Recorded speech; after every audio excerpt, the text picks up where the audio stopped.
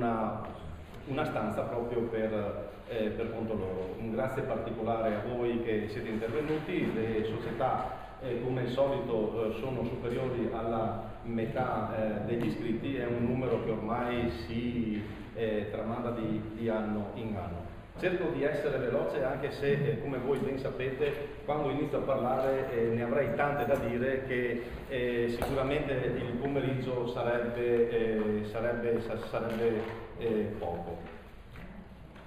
Cerco di fare tradizione di quello che ho ereditato da Lorenzo De Luca. Io ricordo nei primi anni che frequentavo il comitato provinciale, lui iniziava l'assemblea facendo una puntuale relazione di tutte quante le manifestazioni. Aveva un'agenda, si segnava punto per punto il giorno della data, il numero dei partecipanti, l'organizzazione, quasi anche le vittorie. Per me diventa difficile, cerco di fare un po' di sintesi della nostra attività che abbiamo fatto nel corso del 2010. Un 2010 che possiamo dire si è chiuso molto positivamente, sia per quanto riguarda le manifestazioni su strada, sul fuoristrada.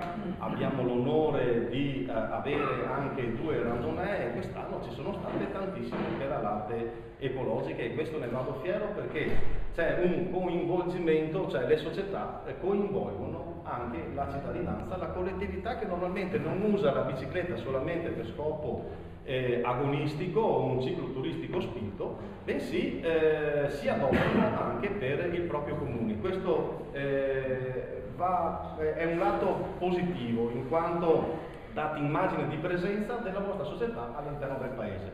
So benissimo, non c'è il ritorno. E negli ultimi anni abbiamo visto, si perpetua normalmente, che le amministrazioni comunali, provinciali non hanno la stessa sensibilità se non qualche giorno prima di andare a votare.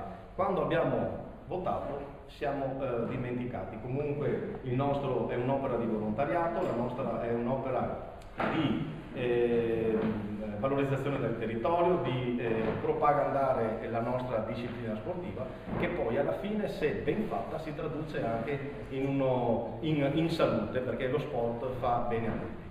Dopo questa breve premessa direi parliamo di che cosa? Parliamo della mountain bike. La mountain bike